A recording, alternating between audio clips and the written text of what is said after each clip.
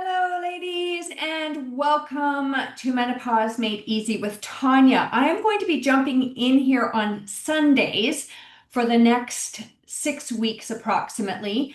I have taped my podcast into 2026, and I just have so many things to share with you that I thought I would do some extra bonus summer podcasts specifically centered around snacking, nighttime eating, and dieting. September is a transformational month. And so I wanted to start planting the seeds because in September, we're all looking for something new. And this year, I would really love to see you not give any money to the diet quick fix industry. And so I am here today and for the next 6 or 7 Sundays to really educate you and get very personal about dieting and snacking and my own personal stories so that you can see some of the tricks that I do to stay vibrant and energetic. And also, starting September the 8th, I am opening up my Midlife Reboot 12-week transformational program. And I will share more information with you because I will be opening up the early bird special in mid-August, which is wow, really worth looking at. So without further ado, let's jump in to Menopause Made Easy, where we decode the rhythms of our body, untangle the confusion of midlife health, and walk this journey together with compassion, curiosity, and confidence. And I'm Tanya, your guide, and today we're talking about snacking, which is really personal, and I'm going to share my stories with you, why we do it, whether we need it, and how I transformed my relationship with food to reclaim my energy, my gut health, and food freedom. All right, so let's start with when did snacking begin and do we need it? All right, snacking is a modern day invention. In fact, snacking wasn't even common before the 20th century. For much of human history, we ate 2 or 3 meals a day. Food was harder to come by, and our bodies evolved to go hours, sometimes days, between meals, but not anymore. So, why do we snack today? Because food is everywhere. It's everywhere. It's in our bags, it's in our cars, it's in our purses. Marketing taught us to believe that snacking keeps our metabolism up, but science shows that constant eating can actually disrupt our metabolism, insulin sensitivity, and digestive rhythm. We're not designed to snack endlessly all day long, but we've been conditioned to, and I'm going to put up my hand because I was there. Constant snacking. So I'm going to share with you my snacking story from sugar addict of decades. I wrote a book called Cookie Dough in the Dark, okay, to soul searcher, where I give myself compassion and love and curiosity. And I'll be honest, I used to snack all the time. There was not a time that I didn't have food somewhere just in case. And unfortunately, most of my snacks were contained sugar. Okay, they were processed food, even homemade goods, juices, whatever, sugar. It was not steak and avocados or carrots and broccoli.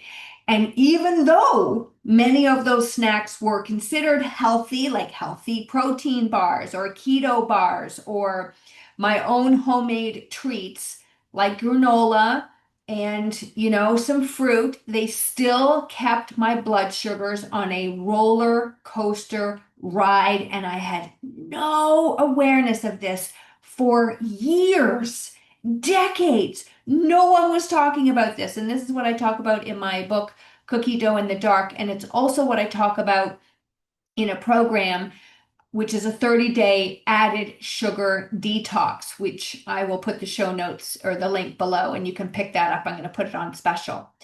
I used to feel ashamed. Okay, I had a lot of shame. I've done an episode on shame. It's really great. Go listen to it. Why couldn't I stop eating? Why couldn't I stop snacking? It wasn't until I stepped back and had the courage to ask myself, am I really hungry or am I seeking something else? What am I truly hungry for? That's when my healing journey started. I realized snacking had less to do with hunger, even though there were some cravings, but that's a little different than hunger, and had more to do with comfort, stress, fatigue. It soothed me.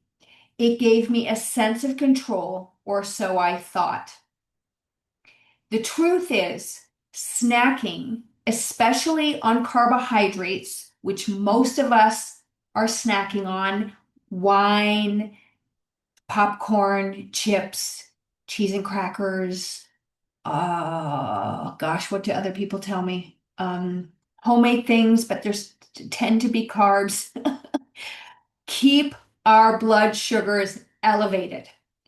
This leads to insulin resistance, cravings, mood swings, brain fog, and mitochondrial fatigue. We have done episodes on the mitochondria, or else they're coming up. I don't know where I am in my schedule anymore because I have taped literally so many episodes. I didn't understand any of that in the beginning. I thought it was a willpower problem. I blamed myself. But really, I was stuck in a stress response, living in a fight or flight, and using food to self-soothe. Here's what was happening under the hood, okay? Insulin was always elevated. I did not know this, so I couldn't burn fat. I have done lots of episodes on sugar burner to fat burner, number 8, number 56, and lots after that. Listen to those. They are so powerful.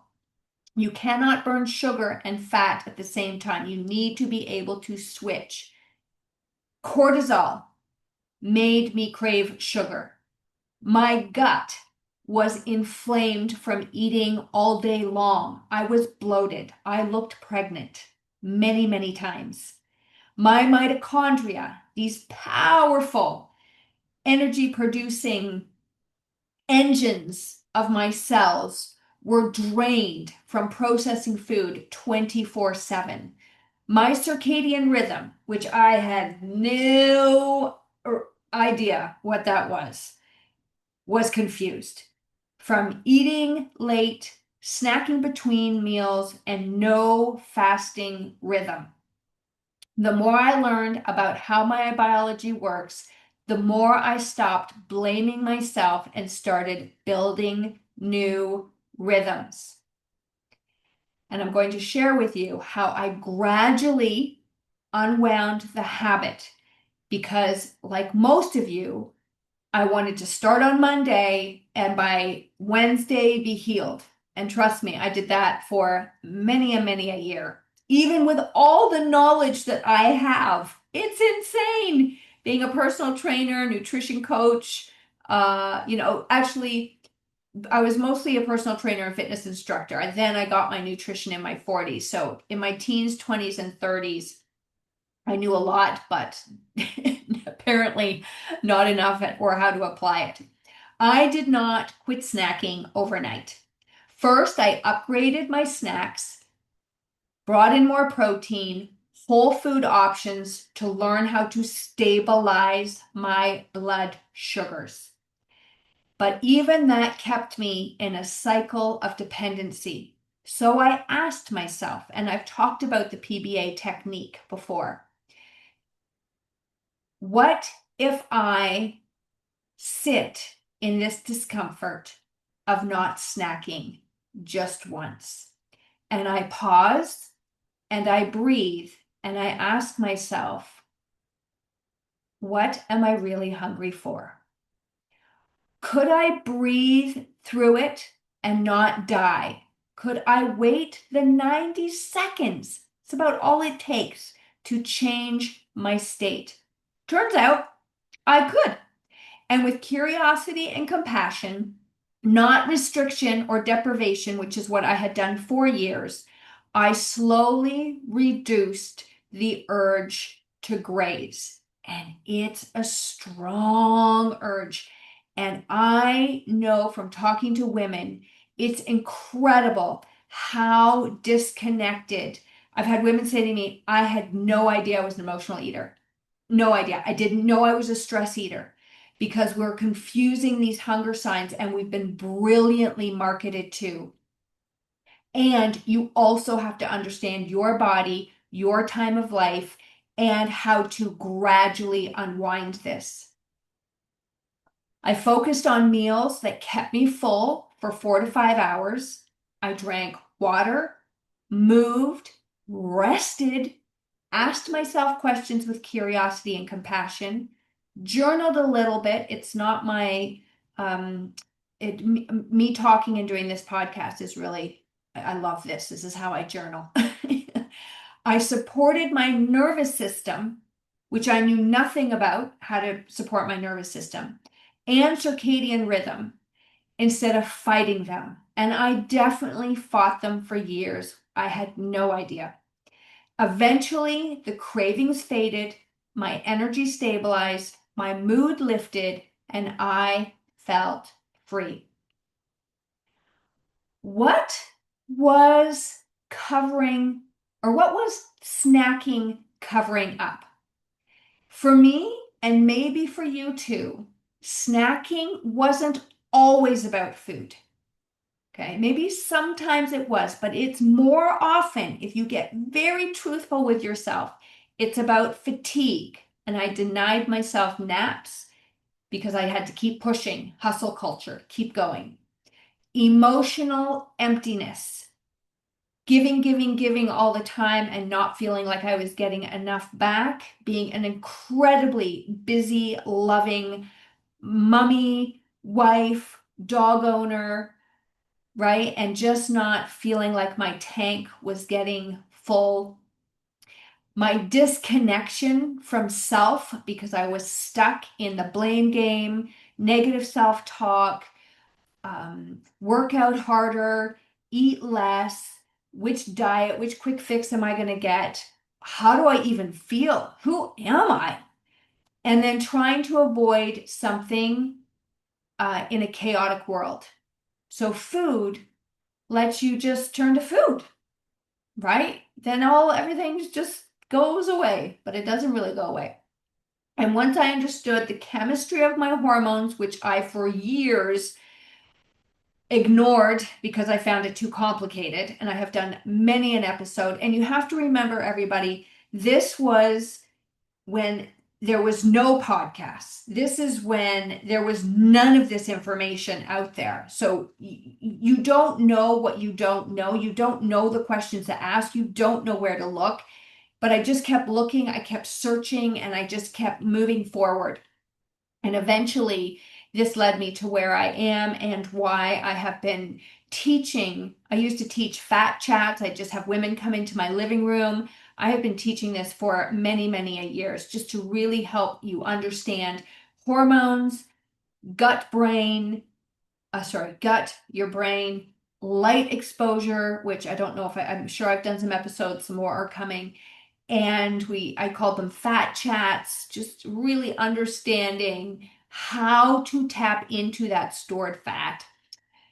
And I could start healing the roots instead of just managing the symptoms, which are the cravings, the fatigue, okay, those sorts of things. So I really dug deep to understand my biology.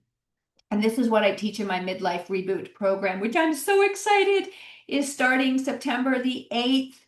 And just one of the bonuses, if you sign up in the early bird, is 3 months access free to my Vibrant Living Academy, which has 5 years of classes in mindset, nutrition, and fitness. And it is a gold mine. So anyway, that's just one of the bonuses, the early bird bonuses. Okay, why I show up every week with you here on this podcast, posting social media posts, doing whatever I can just to make one little spark of difference in your life. This journey changed my life. And that's why I show up every week for those of you who listen and watch me. I appreciate you from my heart. I appreciate you.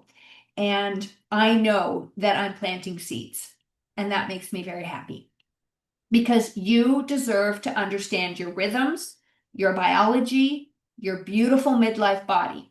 You are not broken. You don't need more willpower. You need truth, rhythm, compassion, community, support, and you need to know how to take the knowledge and put it into a plan that works for you. And when you get this level of food freedom, it's crazy. I look at myself and I honestly cannot believe sometimes the difference in myself. And I keep getting better and better and more energy, feeling great, more vibrant, more connected, more compassionate. And I want that for you too. And it really starts with a very simple question. What am I truly hungry for? Do you want to give up snacking? Is it assisting you in your journey to vibrant living in midlife or derailing you? And only you can answer that question. But if you really want to stop snacking, I've given you some great tips today. Great tips. And some of my personal journey. And I'm going to share more with you as I have done for the last lots and lots of episodes. This will be 195A, I believe. So I'm going to put these in as A's because, like I said, I have already taped podcasts up into 2026. Because, as I mentioned before, I am taking a quantum biology course from Dr. Catherine Clinton, I believe her name is, and I'm also taking my 200-hour yoga certification, which for years I have been taking yoga courses, little yoga certifications, and I thought, okay, it's time to get a big one here and put this all together. So I have been using some of my time to block my podcast so that I can spend time learning new things. Added into that all of the other things that I am doing, and plus having time for me and my husband and my kids and my dogs. So there you go. That's a little of what I'm up to. Please, if this episode resonated with you, please share it with another woman who needs to hear that she's not alone. Okay. Oh, sorry, I have itchy nose. She doesn't need more willpower. And if she is snacking and she just keeps saying, oh my gosh, I'm so tired of my tight pants. I just had to buy some new pants. I just don't want this weight on me anymore. I'm feeling so lethargic. I'm feeling puffy. Oh my gosh, what can I do? Then stick with me on Sundays because we're going to unwind this for the rest of the summer. Leave a review, subscribe to my podcast, connect with me over on Instagram. I'm at Vibrant Living with Tanya. And as always, take a deep breath. Listen to your body and love yourself in the process. You're doing better than you think. And until next time, stay curious, stay compassionate, and keep showing up for yourself. Thank you. Oh, one thing I wanted. Oh gosh, I hope you're still here. I hope you're still here because I am going to include a snack reset journal prompt and reflection checklist. Ooh, I hope you didn't miss that. Never stop listening to me until the end. Okay, so I'm going to give you some journal prompts and some snack reflection checklists, and I will tell you where you can find that. Okay, everybody, this is the end now. I will see you in the next episode, or you will hear me. Healthy hugs. Bye.